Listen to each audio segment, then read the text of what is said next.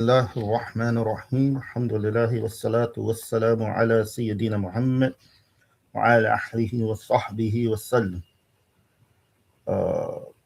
اللهم يرزقنا حسن النية. Ask Allah to grant us the correct intentions, good intentions, and that we benefit from the knowledge that we take. Spread it, mashallah. So, mashallah, we reached the area where we started talking about the uh, kufr sayings, apostate sayings. Okay. So these are the statements that take one out of Islam. And it should be noted that in one hadith, a Nabi alayhi salatu wasalam said what means that uh, the majority of the sins of Adam, meaning the children of Adam, the majority of the sins of the children of Adam, meaning humans, right, is from their tongue. Okay. So likewise, it should be noted that this is where the majority of blasphemy come from. Okay. So one should be very careful in what they speak. And throughout my years, um, dealing with different brothers and so forth, especially younger ones, we find that when they become aware of this, it's like sometimes it causes, how could I put it? A like an an action where they start becoming scared of everything they say, right? But the problem is they fear what they said after they said it and not before they said it. Okay. And it's because a lot of people, and especially in this society where they have the so-called freedom of speech, they just say anything without even thinking. Like you can ask somebody what they said, and maybe they don't even know what they said 5 minutes after they said it, you know? And to be clear, I'm not free from this myself, but in general, you shouldn't be quick to speak. They say the fool is the one that's quick to speak, but the wise person, they think before they speak. So if you really understand this, you learn to think before you speak. What is the implications of the statements that you're saying before you make them? Uh, and through people not thinking before they speak, they say a lot of things that they don't mean. Okay. But if you understand what you say when you said it, okay, so your statement had a particular understanding that that understanding is covered. It don't matter if you meant it or not. You said it, okay, without the what would you call it? Without the exceptions, okay. A person that utters these blasphemous statements fall into blasphemy. So the author, may Allah have mercy on him, said the third category of apostasy is sayings which are too many to be counted by us. Some examples are to say to a Muslim, O Kafir, like Ya Kafir, or O Jew, Ya Yahudi, or O Christian, Ya Nasrani, or O you without a religion, like O you atheist. Okay, meaning by that the religion of the addressed person is kufr, Judaism, Christianity, or not a religion. It is not the case, i.e., it is not kufr if it was with the purpose of likening him to these non Muslims.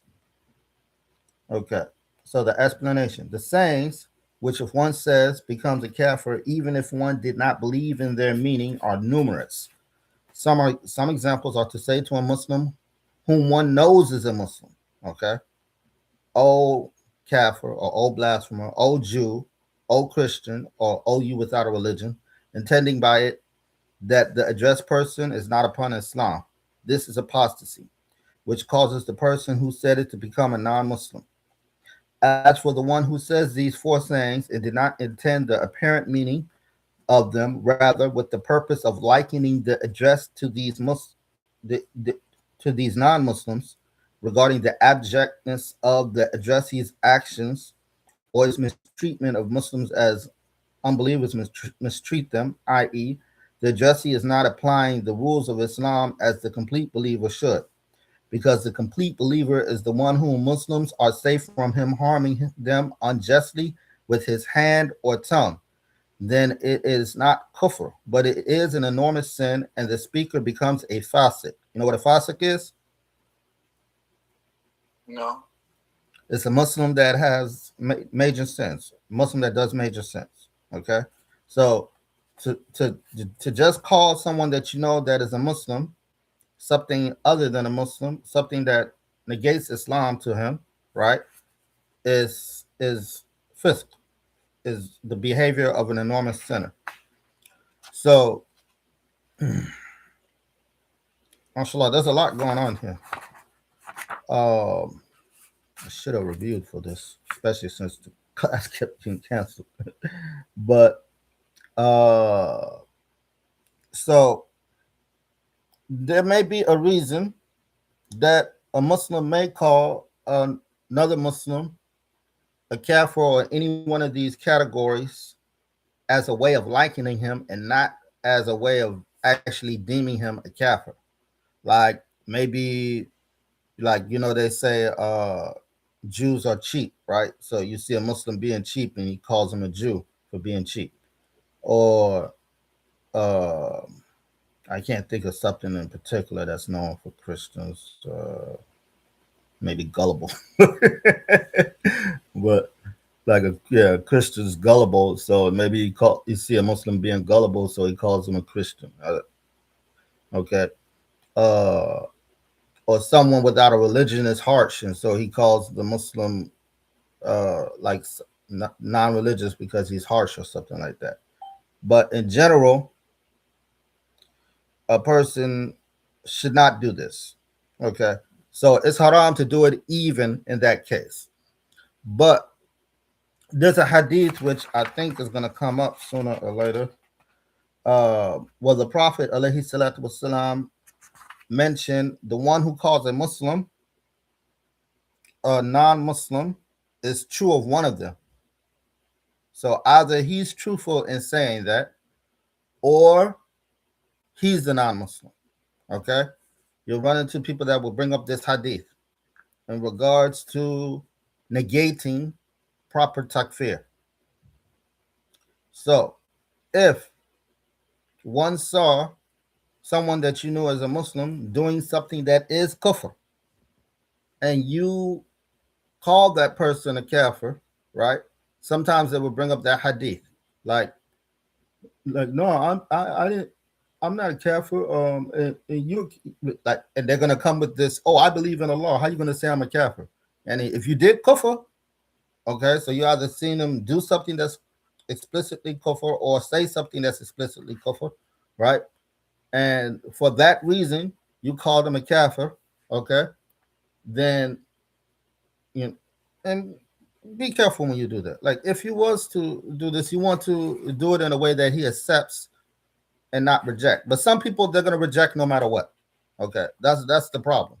Okay, but you know, you will come and you say, brother, you can't do that because doing this, you know, takes oneself out of Islam, and you try to explain to him in a way that he accepts, and then you know you tell him to take the shahada so he can enter back Islam, but then he doesn't accept, and then he's like, wait, so you're calling me a kafir? And you're like, yeah, you commit a kufr, you know, and uh now he wants to bring up this hadith. Okay, uh this hadith is not negating proper judgment of making takfir. Okay, that's what's going on with a lot of people. Like they don't actually learn this chapter, especially in regards to sayings, right? And as as if they would call you a takfiri, right? They call us takfiri, right? They call us takfiri because they don't even know the rules on making proper takfir.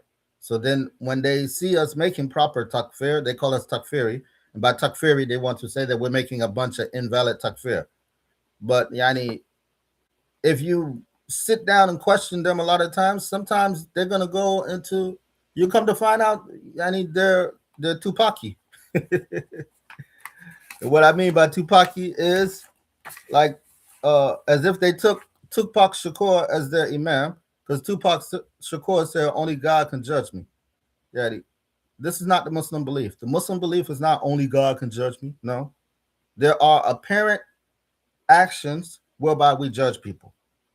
Okay, so example, if you saw, let's say you went over a friend of yours' house with a friend of yours, right?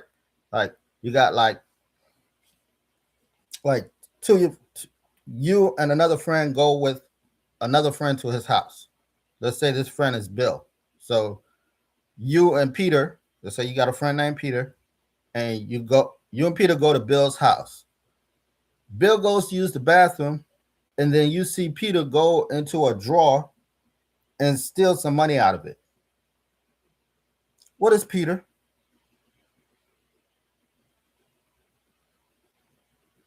Mr. Weiss? The thief. Right. Okay. Yani, but if you listen to these people, only God could judge you. Peter say, don't Peter jump up and say, don't judge me, only God can judge me. You're gonna accept? I hope not.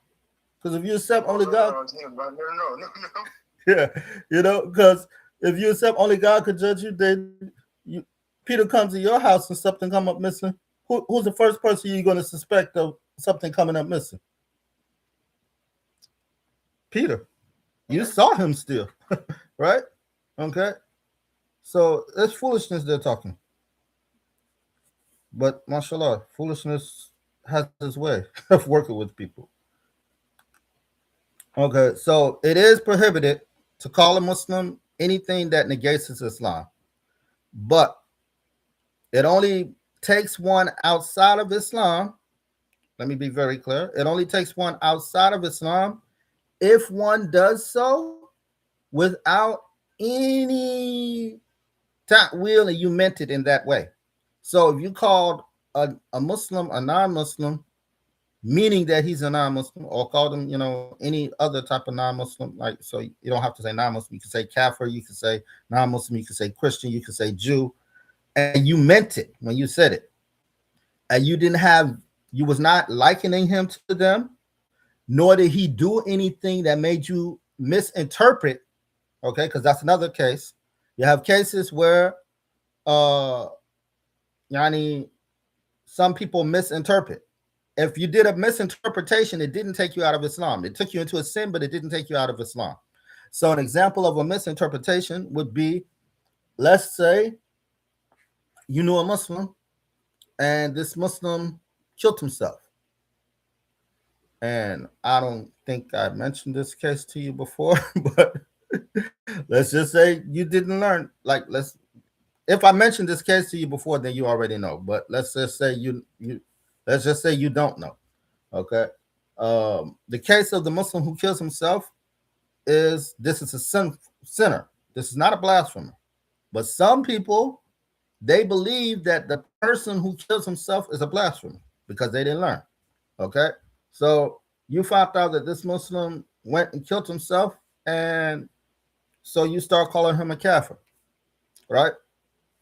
And it's because you didn't learn. So your judgment is, if a person kills himself, he's a kafir. This is something only kafirs do. Okay.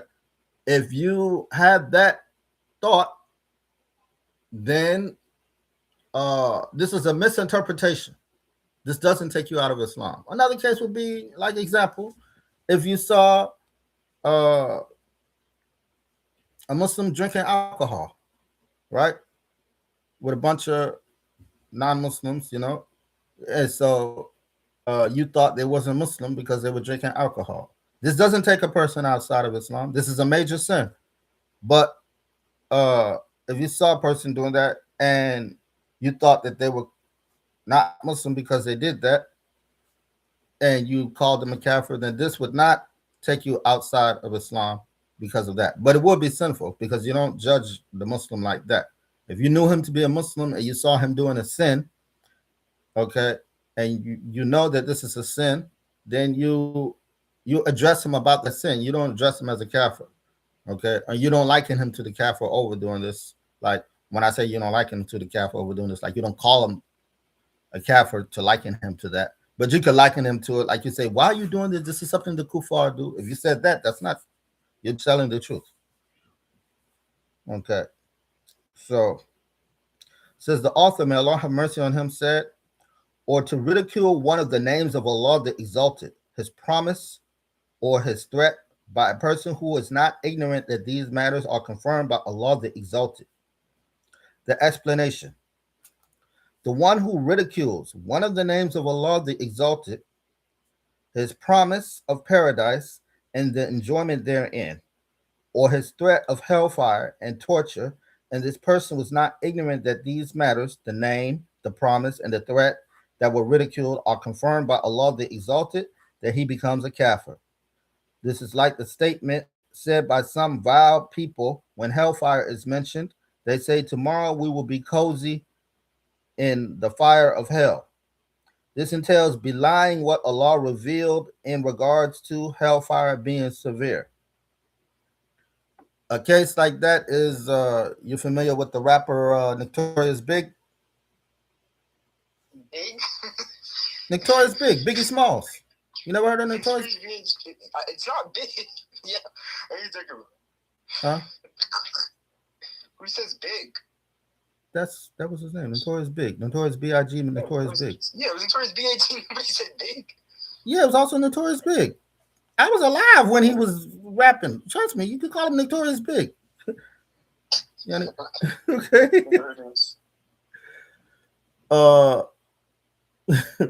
Okay, so yeah.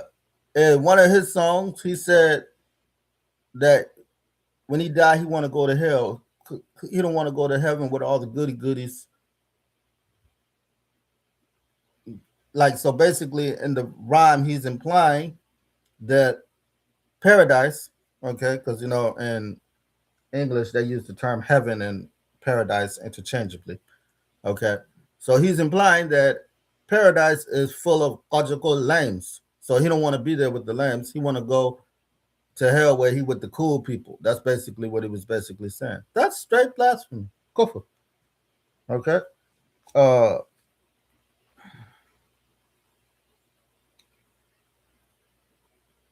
then it says, as for the one who denies or ridicules a type of the threat which he is ignorant that it was confirmed in the religion, and which is not among the unequivocal matters that the scholar and layperson know of it, then we do not deem him as a kafir.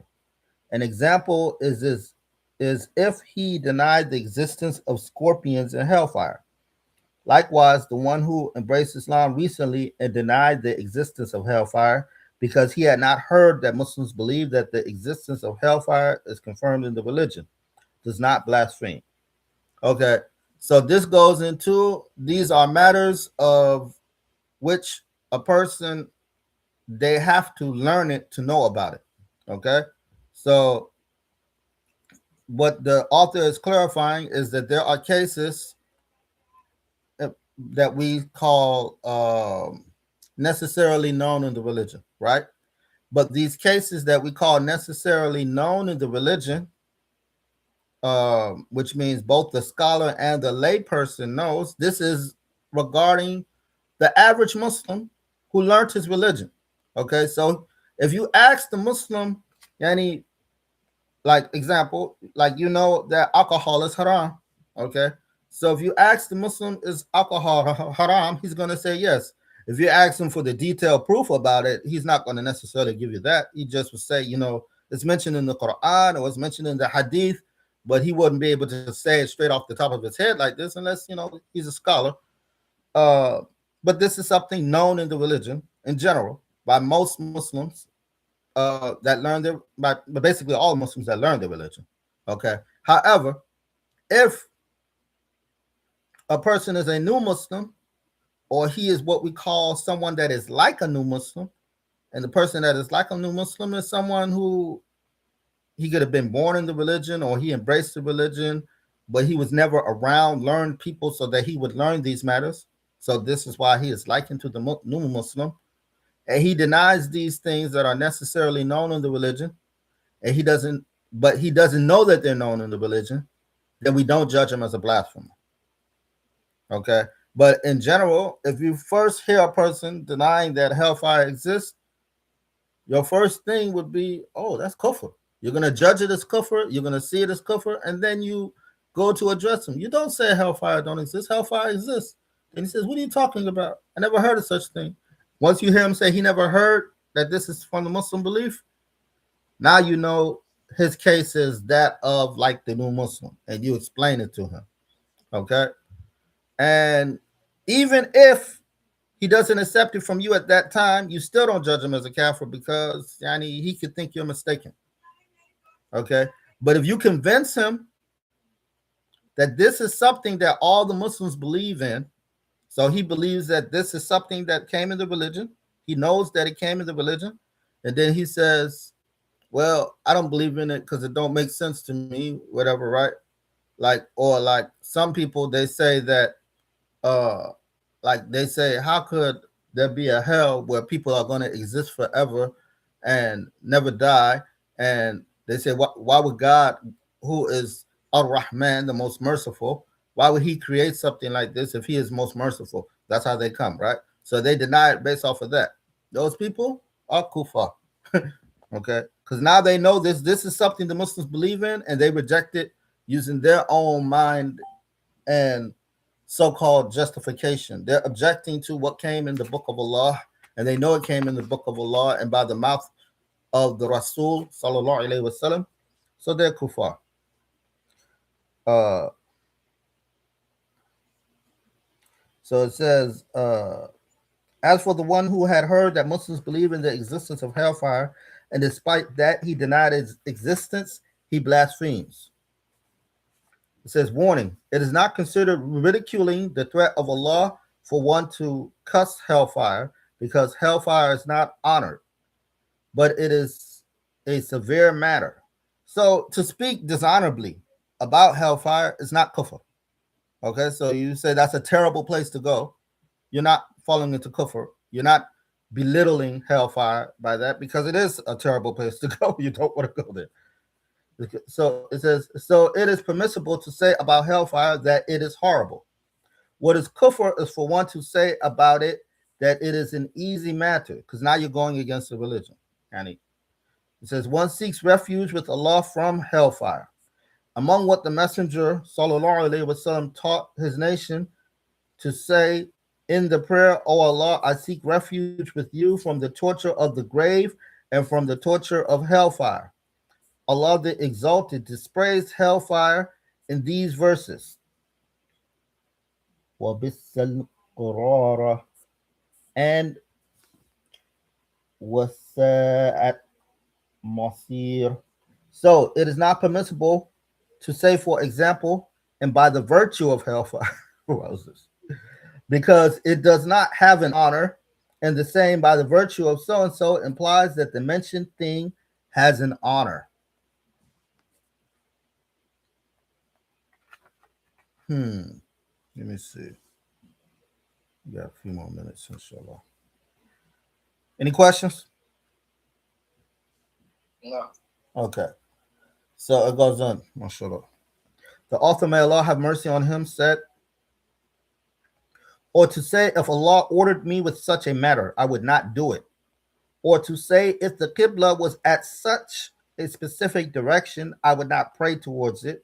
Or to say, if Allah gave me paradise, I would not enter it, with belittlement or demonstrating obstinacy in all these cases. So all of these cases is in the context of belittling or demonstrating obstinacy in these cases. The explanation. The one who says these statements blasphemes if he says them out of belittling the command of Allah, or he says them out of belittlement of the Qibla, or out of belittlement of paradise, or out of demonstrating obstinacy against the religion in all these cases, meaning a refusal to submit to Allah. Most of the time, these expressions are used to show belittlement. However, it might happen that a person says them and does not understand belittlement by them. So if a person says, if Allah gave me paradise, I would enter it, not I would not enter it. I'm sorry. They say, if Allah gave me paradise, I would not enter it, not with the purpose of belittlement nor obstinacy, but rather he means that if Allah gave him paradise, he would submit and would not object to Allah without entering it, then he does not blaspheme. And I don't know how they would say that. Say the honest. Similarly, if it was said to a person, do such and such, and he said, I will not do it for your saying, even if this matter was an obligation, I would not do it, meaning due to his shortcomings, his laziness, and not out of belittlement, nor objecting to the orders of Allah, then he does not blaspheme. Okay, uh so the person in this case is like yani, they're showing that their trifleness. Okay, it doesn't matter. Yani, so like they're saying like, if Allah ordered me to do something, I wouldn't do it. They don't mean that they're objecting to Allah or purposely or belittling Allah. Rather, they're saying that they're so trifling that they don't do what they're supposed to do. That's basically what it's saying. So they're really belittling themselves. It says, likewise, if one was ordered to perform the prayer and said, if the Qibla was at such a specific direction, I would not pray towards it, meaning by it that due to his extreme laziness, he does not pray, no matter how easy the matter was, without the intention of belittlement nor objecting to the orders of Allah, that he does not blaspheme. However, if one says any of these three expressions out of belittling the order of Allah and his revealed law, or out of demonstrating obstinacy, then he blasphemes without a doubt. Okay. Where we at now? Says the author, may Allah have mercy on him, said, or to say, if Allah punishes me for leaving out prayers despite my sickness, he would be unjust to me. That's ugly, ugly. Ya Allah. The explanation. If a person was sick and became tired of his sickness, and it was said to him, pray, do not leave out the prayer, for it is an obligation upon you. And upon that he said, if Allah punishes me for leaving out prayers despite my sickness, he will be unjust to me. He becomes a kafir, because by that he is belittling Allah, and it entails belying the verse, وَمَا رَبُّكَ بِظَالِمٍ لِلْعَبِيدِ. The verse means your Lord is not unjust to the slaves. So this verse, okay, yani, so in reality, what is being said here, okay, if a person is claiming that if Allah punished them for not doing an obligation, he would be unjust to them, right?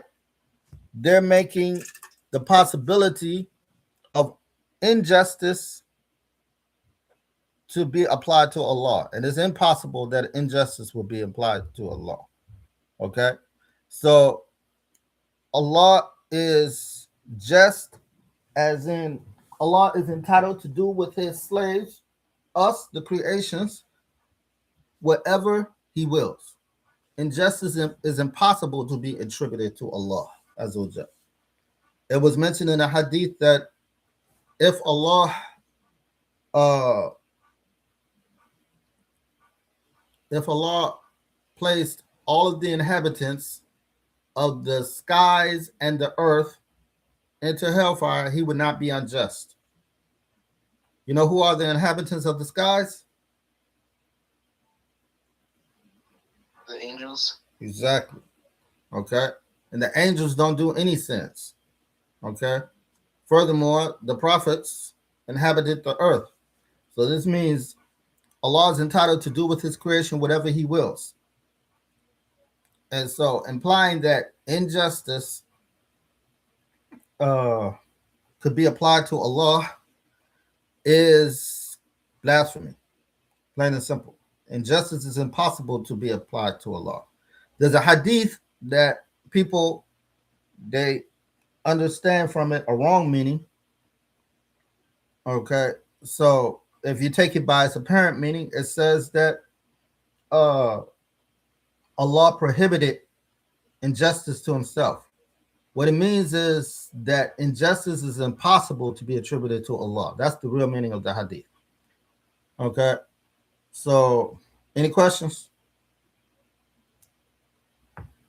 No. Okay, I sat the wrong way. My leg is hurting. Mashallah, we got our 30 minutes in, so we're gonna stop here. Um, and let's nuhalli. La ilaha illallah. La ilaha illallah. La ilaha illallah. اللهم صل على سيدنا محمد وعلى أهله وصحبه وسلم. اللهم صل على سيدنا محمد وعلى أهله وصحبه وسلم. اللهم صل على سيدنا محمد وعلى أهله وصحبه وسلم. رب اغفر للمؤمنين والمؤمنات. رب اغفر للمؤمنين والمؤمنات. رب اغفر للمؤمنين والمؤمنات.